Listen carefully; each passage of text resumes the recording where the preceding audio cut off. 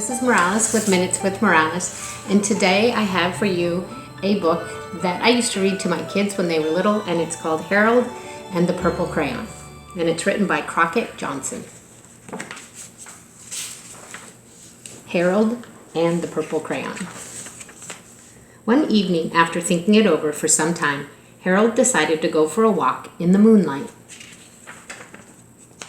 There wasn't any moon, and Harold needed a moon for a walk in the moonlight, and he needed something to walk on. He made a long straight path so he wouldn't get lost, and he set off on his walk, taking his big purple crayon with him. But he didn't seem to be getting anywhere on the long straight path, so he left the path for a shortcut across a field, and the moon went with him. The shortcut led straight to where Harold thought a forest ought to be, and he didn't want to get lost in the forest, so he made a very small forest with just one tree in it. It turned out to be an apple tree. The apples would be very tasty, Harold thought, when they got red. So he put a frightening dragon under the tree to guard the apples. It was a terribly frightening dragon. It even frightened Harold. He backed away. His hand holding the purple crayon shook. And suddenly he realized what was happening.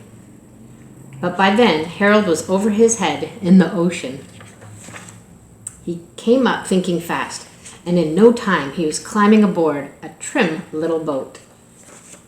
He quickly set sail, and the moon sailed along with him. After he had sailed long enough, Harold made land without much trouble. He stepped ashore on the beach, wondering where he was.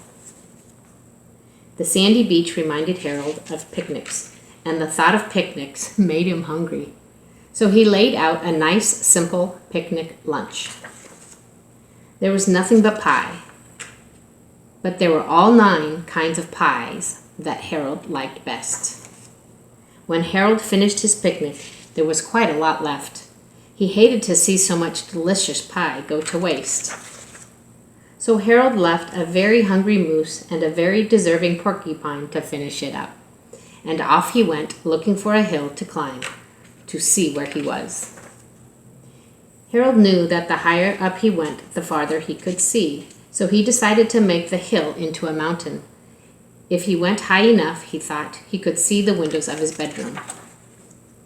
So he was tired, and he felt he ought to be getting to bed. He hoped he could see his bedroom window from the top of the mountain. But as he looked down over the other side, he slipped. Uh-oh. And there wasn't any other side of the mountain. He was falling in thin air. But luckily, he kept his wits and his purple crayon. He made a balloon, and he grabbed onto it. And he made a basket under the balloon big enough to stand in. He had a fine view from the balloon, and he couldn't see his window.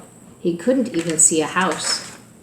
So he made a house with windows, and he landed the balloon on the grass in the front yard.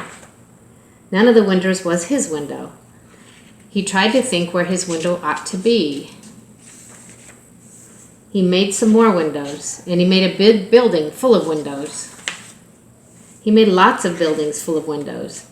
He made a whole city full of windows. But none of the windows was his. He couldn't think where it might be. He decided to ask a policeman. The policeman pointed the way. Harold was going anyway, but Harold thanked him.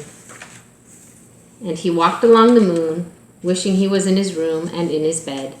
And then suddenly Harold remembered. He remembered where his bedroom window was when there was a moon. It was always right around the moon. And then Harold made his bed, and he got in it, and he drew up the covers. The purple crayon dropped on the floor, and Harold dropped off to sleep. So boys and girls, this is the story about Harold and the Purple Crayon. And it's about Harold being a risk taker and Harold persevering. So today, think about what you are doing to persevere. And perhaps if you have a purple crayon, you could draw that for me and you could share it with us through a picture, and you can either send it to me I'd love to see it. Thank you. I hope you have a great day. Bye.